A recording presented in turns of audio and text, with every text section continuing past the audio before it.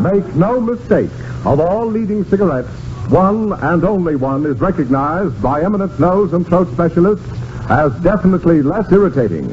That one cigarette is Philip Morris. Johnny presents the Milton Berle Show.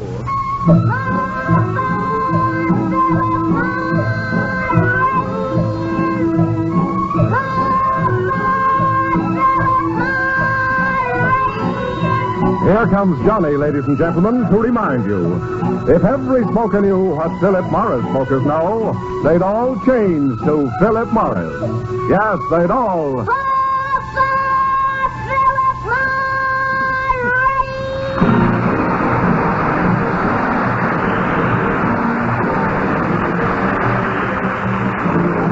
From Radio City in New York, here is the Milton Berle Show with Bert Kelton, Jack Albertson, Johnny Gibson, Mary Shipp, Billy Sands, Charlie Irving, our singing star Dick Farney, the music of Ray Block and his orchestra, and yours truly, Frank Gallup. Ladies and gentlemen. Great material. Tonight we salute the new year. In just 24 hours, we'll all start the new year with a big bang. That's right. We now bring you a comedian who starts every Tuesday night with a dull thud. And here he is, Milton Berle.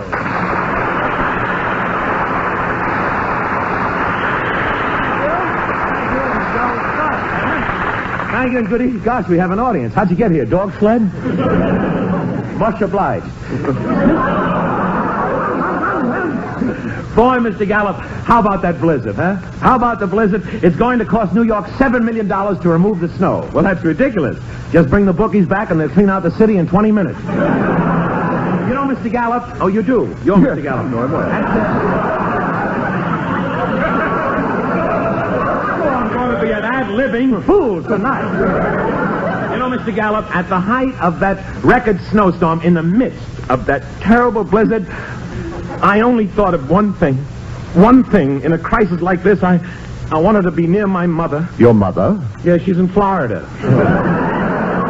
Really, she got her old job back as lifeguard. But then, for Mr. Gallup, there's also the bright side to this record snowstorm. My brother Frank is working again. Really? Yeah. What does he do? Oh, he's got a big job. He feels the lumps in the snow and tells you which car is yours. Well, Mr. Gallup, that blizzard was brutal. Only the subways were running. In New York, I had two choices of dying. Freezing or squeezing. Freezing or squeezing. Everything else is still buried in the snow. That joke they had to dig up. How do you like it? I don't like it. You don't? But now, remember... You can easily be replaced, you know. He has a conflict. To the listeners that are listening in, may I explain what the conflict is? That means when a radio performer has another position and cannot make the one that we want him for. You're through. Next act. Mr. Gallup, now please. All right, now. The blizzard is over, you know. Yes, it's all over, and tonight we're discussing the new year. That's right. Yes. That's right. How true, Mr. Gallup? I led you into that pretty good, didn't I? Yes. Mr. Gallup, I still haven't made any plans for the New Year's Eve. Do you know anyone who's getting together a party? Yes, Henry Wallace. Mr. Gallup, see, you're getting to be a regular park your carcass. That was pretty good. For this program, yes. Mr. Gallup, after all, this program is your bread and butter. Excuse me. For you, it's your rye crisp and anchovy paste. What are you doing New Year's Eve? So, we're having our traditional festival at my club, the Pelham Bay Friends of Yellow Pestle. Yellow Pestle? Mm-hmm. I see. Festival? Yes, now it's a beautiful gesture. Nice gesture. Lovely. Led by Asha Heifetz, Jose Iturbi, and Arturo Toscanini, they all gather on the poop deck of the Staten Island Ferry. The Staten Island Ferry? Yes, and just at the stroke of midnight, they welcome the new year with the world's greatest music. Gee, Heifetz, Iturbi, Toscanini, they must be good. Good. Why, last year they made $8 in tips alone. All all those big musicians playing on a ferry boat? Wait until Petrillo hears about it. Petrillo? Yeah. Who do you think passed around the hat? Mr. Gallup, that story was positively bewitching. And in a minute, our listeners will be wishing they were listening to a different program. So on with our salute to the new year. But first, let us review the old year as we present the highlights of 1947.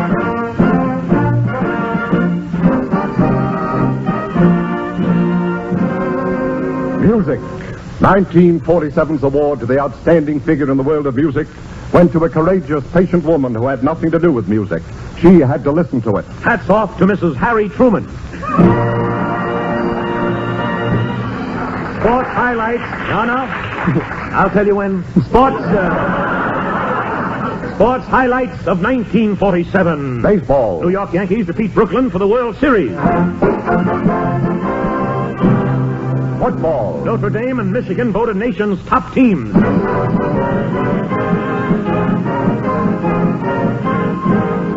Boxing. The Lewis Walcott heavyweight championship fight.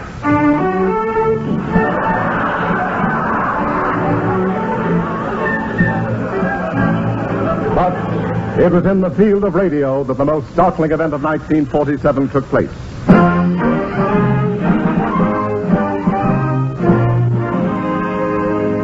In March 1947, as it must to all comedians who pester a sponsor long enough, a radio program was given to Milton Berle.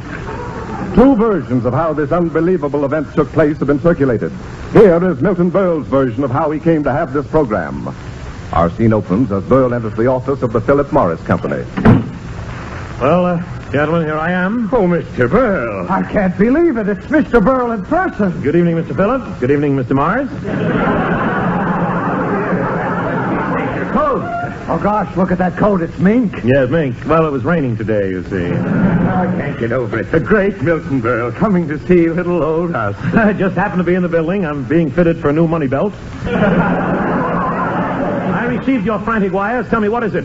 Mr. Berle, sir, won't you let us sponsor you on the radio? Radio. Where's my coat? Mr. Berle, please, wait. Gentlemen, I'm tired of having to say no to my sponsors, and to all you sponsors, go on the radio. You're asking me to give up my polo with Darryl Zanuck, my yachting with Guy Lombardo, parties with Johnny Myers. For what? Money. Money. Where's my coat? Mr. Berle! Money, gentlemen. I have so much money, I knew who Miss Hush was and never even bothered to mention it.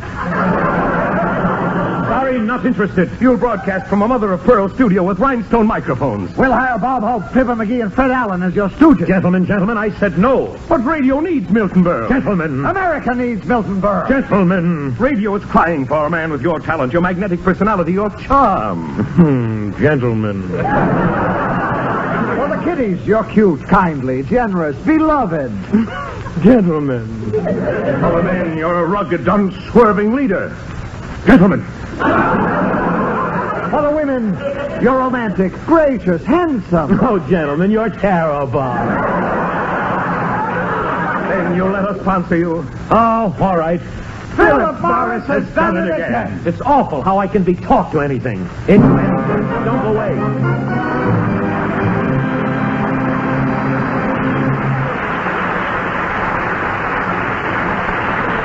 You didn't get that. It's awful how I can be talked into anything.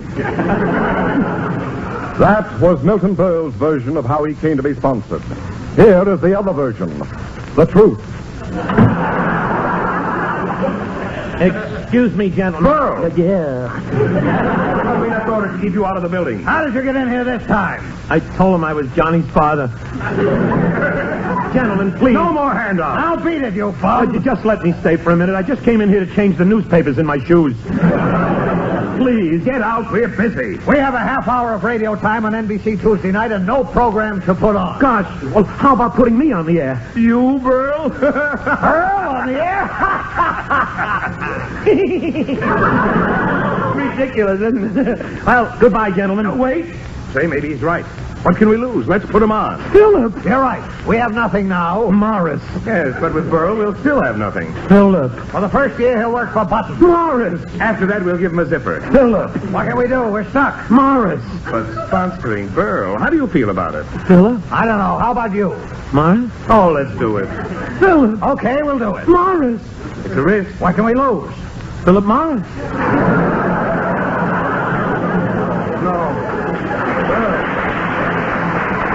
No, I can't go through with it. Philip. Wait. Morris. Philip Morris cigarettes have been put through every test, and we think we've got the best cigarette in the world, right? Right.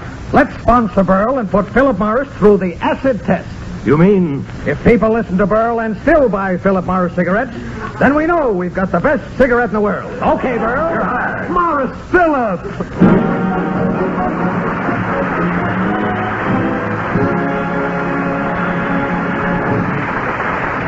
From New York to California, from Louisiana to Oregon, from city after city all over the country, eminent nose and throat specialists make this report.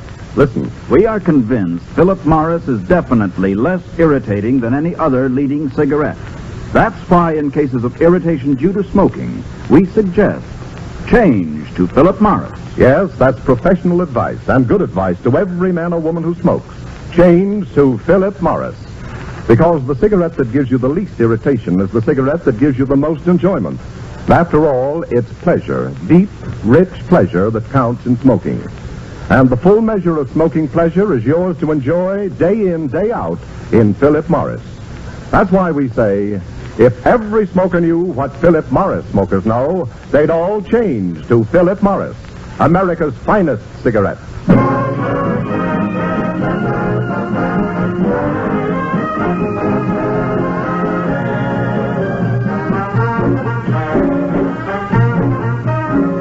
Great day coming, banana. Thank you. Very nice. That was a great day coming, manana, played by Ray Bloch and the Philip Morris Orchestra. And Ray, old pal, I want to tell you something, Ray. I want to tell you something. We've been together for the whole year. I'm not going to make a speech about what I think of you and your orchestra, but I can just say it in 2 words. No improvement. And now, as we continue our salute to the new year, we present... New Year Forum tonight. New Year Forum tonight. The question, should you kiss your wife at the stroke of midnight, or should you stay sober? Thank you, Mr. Gallup. Now, let's have questions from the audience. All right, this young man in the 3rd row wearing the General Myers button. Young man, step up to the microphone and tell me, what is your name? My name is Oldsmobile. Oldsmobile? When I was born, my father was expecting a car. Oh, I see what you mean. They delivered me FOB. FOB? Full of bromo seltzer. Full of bromo seltzer? At the hospital, they forgot to burp me. All right. Now, Oldsy, you have a question concerning the new year? I got a lot of questions concerning the new year. So what? Well, I thought... What, are you a fortune teller? You can tell what's going to happen? No, I just What's that on your shoulders? A head or a crystal ball? No, look, Okay, Drew Pearson, get out your tea leaves. I got some questions. All right, but we... Answer this one. Why don't you make it a happy new year and get off the air? Now, wait a minute, Answer this one. When are you going to unravel that long, flapping tongue and tell a joke? Now, look, you Answer little... this one. Who's going to listen to you in 1948 besides your mother? Please. Your mother's portable.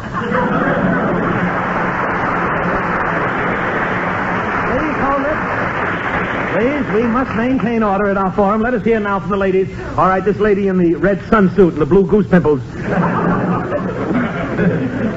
What is your name, madam, please? Hello, Afeni. I'm a homemaker.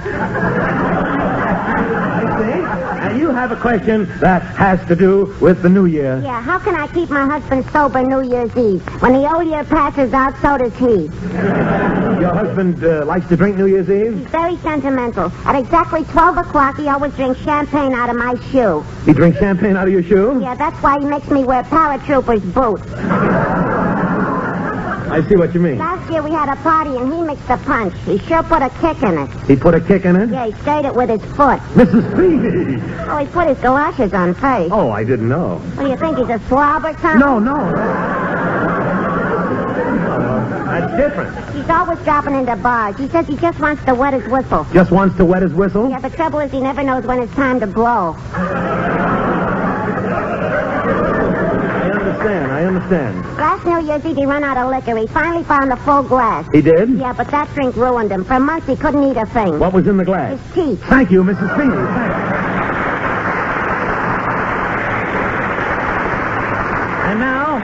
And And now, as a fitting climax to our form, we bring you a man who has just been selected the Man of the Year. It is an honor to present that rugged Adonis, that perfect specimen of American manhood, Big Mike Featherfield. Ladies and gentlemen, Mr. Featherfield.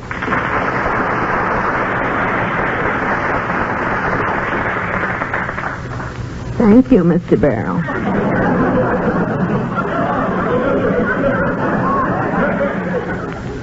This is indeed a golden opportunity for thanking my many fans who have seen my pictures in magazines and have sent me such wonderful letters asking, what is it?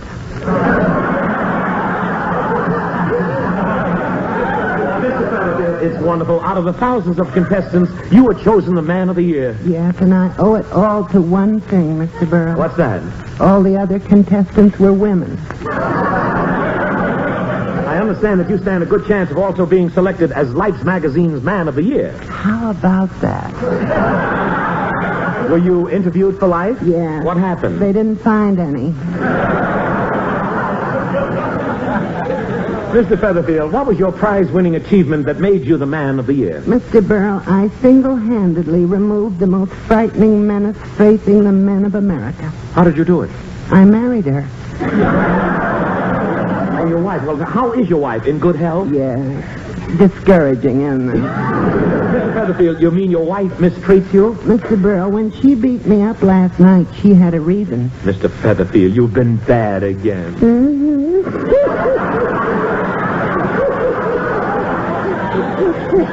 Tell me, what did you do? Well, last night... Yeah. Oh, I shouldn't be telling you this. Oh, come on. Tell us, it's New Year. Tell us what happened. Well, last night she caught me with the light on in my room after 8:30. Wait a minute. But 8:30 isn't late. Well, you don't understand. She'd already blown caps. Thank you, Mr. Featherfield.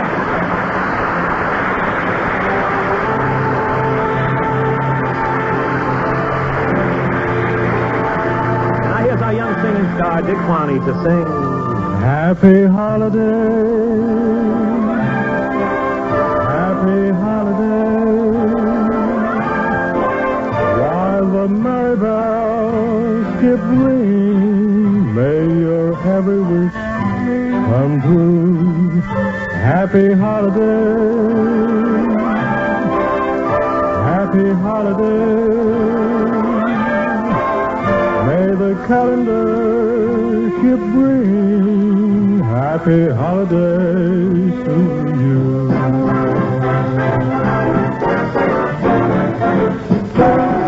Don't let it bother you when things go wrong. If you're glum, just hammer some good luck will come along. Don't let it bother you if now and then you may stumble, never grumble, count from 1 to 10. Frown and smile upside down, so turn that frown upside down, and smile and sing. Don't let it bother you if skies are gray. Learn to green, take on the chain, everything will be okay. Happy holiday, happy holiday. May the calendar keep bringing happy holiday to you.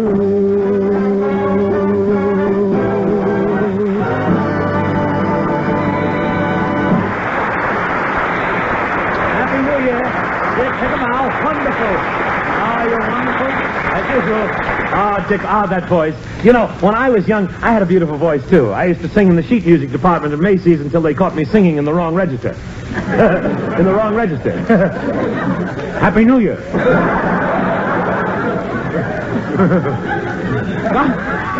I'm kidding. Gosh, Mr. Gallup, you know, I can't wait until tomorrow night. I'm really going to hit the high spots. Berle, an intelligent man, stays home New Year's Eve. I know. I stayed home last year and never again. Did I ever tell you what happened to me last New Year's Eve? No. Would you like to hear about it? No. Gee, you're getting so nosy lately. Anyway, here's what happened. You want to know what happened? I'd love to know what happened. Well, you will do the straight lines on the show. Well, here's what happened. I could say that for another hour. We'd have no program. My wife and I were invited to a New Year's party at our neighbors, the Harrisons. But I decided, Mr. Gallup, just for once, I was going to stay home and just spend a nice, quiet New Year's Eve. And my wife was all dressed up, and I'll never forget it. Milton, it's the most ridiculous thing I ever heard, staying home New Year's Eve. You're getting as dead as those jokes you tell. Now, darling, you just run along next door to the Harrisons and try to have a good time without me. Try? You're kidding. I'll call you at midnight and wish you a Happy New Year. Good night, darling. Good night, Speedy. Nice cozy evening in my easy chair at home. Now I can finally read that book Mr. Gallup gave me for Christmas. Oh, here it is. The Rise and Fall of the Roman Empire. Nice of him to remember I like baseball. It's a pretty big book. I bet before I even get to the middle of it, I guess who did it. Let's see. Here's the first page. Preface. Gallup said it was a hard book to read. Oh, no. No, that knock. That's Sam Harrison and his wife, Martha. Come in. Happy New Year, Milty! And that goes for Martha, too, doesn't it, Martha? Yes. Hello, Sam. Hello, Martha. Oh, you brought the little daughter of yours over, Susie. Yes, your wife suggested since you're staying home, we bring her over here. Sam, please, I'm tired. Milty, on New Year's Eve party's no place for a little 5-year-old girl. You know the kind of stories I tell once I get going. Hey, Martha. Okay, come in, Susie. Now, be a good little girl, Susie, and don't bother your Uncle Milty. Good night, Milty. Well. Here we are, little Susie. Uncle Milty and little Susie going to spend a nice, quiet New Year's Eve together, aren't we? Yes.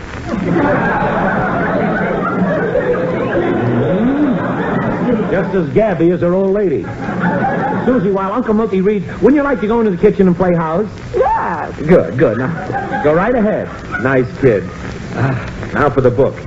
Introduction. See, it's getting easier.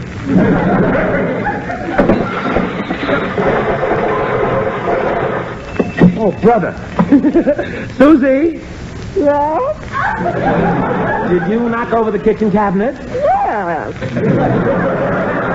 Look, Susie, you better stay here with me. I have it. Would you like to play some gin rummy with Uncle Milty? Penny a point? Yes. Here are the cards. You deal. Wait, a card fell under the table. You get it, Susie. That's it. Penny a point. I'll send her home in a barrel. Oh, there you are, Susie. Deal the cards.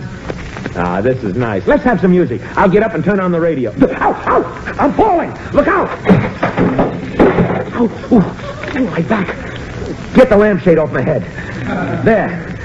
Susie? Yes. While you were under the table, did you tie Uncle Milty's shoelaces together? Yes.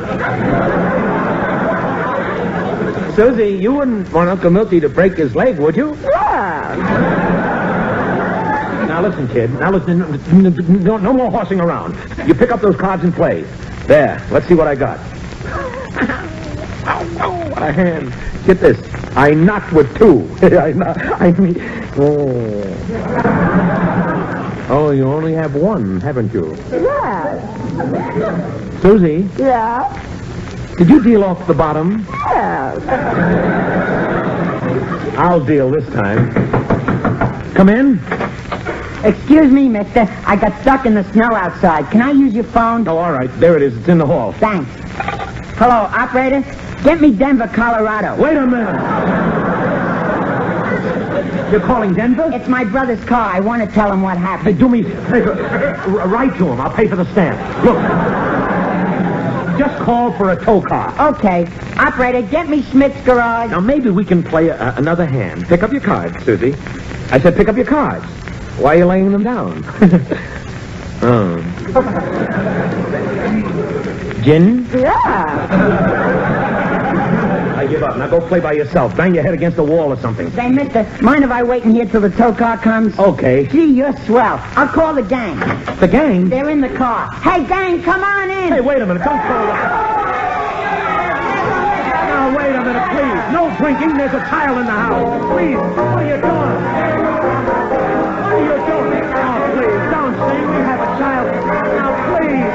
I don't want that noise. No. Quiet, quiet. Someone at the door. Maybe the tow truck. Come in. Who's the owner of the car that's blocking the street? Now, look. Mr. Tow Car's coming any minute. I don't care what's coming. Who's the owner? Liquor. Now, wait a minute. No more, please.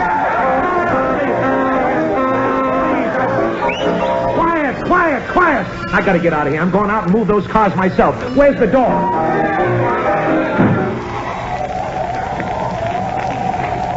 Oh, gosh, the cars are stored for blocks. They'll be here till the 4th of July. Ooh, it's freezing. I better go in. The door's locked. Hey, open up. What do you want? Let me in. Sorry, the guy that lives here said no more. Beat it. Go That does it. I'm crawling in through this window here and throwing them all out. Here's the window. Wait till oh, hey, my neck! Oh, no, you don't. Oh, please, let go of my neck. Oh, it's you, officer. You see, officer, I live here. Oh, yeah? Yeah. We've been waiting months to get you, second story, Solly. But, officer, you don't understand. I live in a house.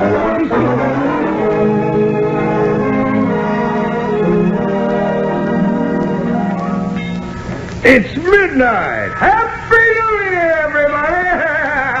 Happy New Year, Sam. Oh, imagine Milton at home missing all this excitement. Well, that's Milton. He said he'd phone. Hello, dear. Milton, Happy New Year. Happy New Year. Is it nice and quiet there, Milton?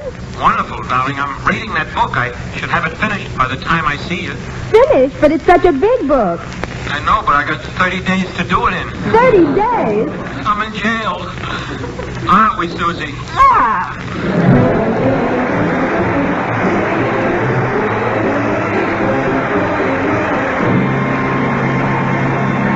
Thank you, ladies and gentlemen. Thank you very much. I'll be back in a jiffy. In the meantime... Here's a wonderful suggestion if you're planning to go to a New Year's party tomorrow night.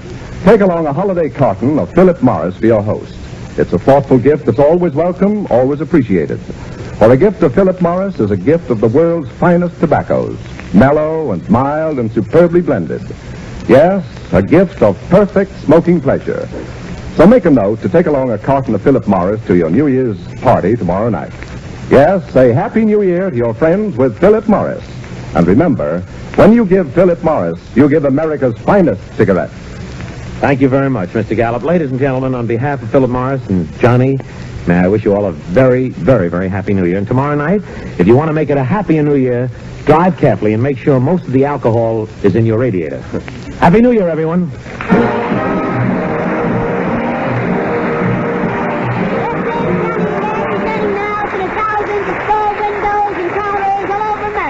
Look for me. I'll be waiting for you. Come in and...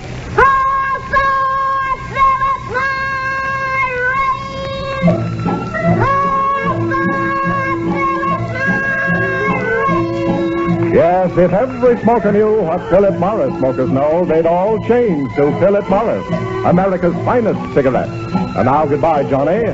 See you next Tuesday, same time, same station. And listen in Sunday night when Johnny presents Philip Morris Night with Horace Heidt over this same network. Until then...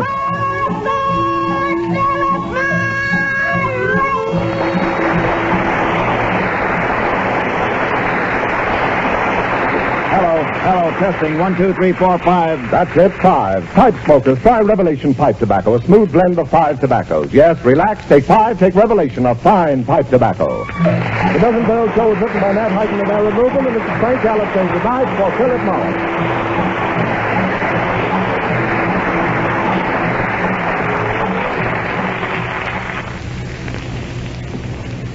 This is NBC, the National Broadcasting Company.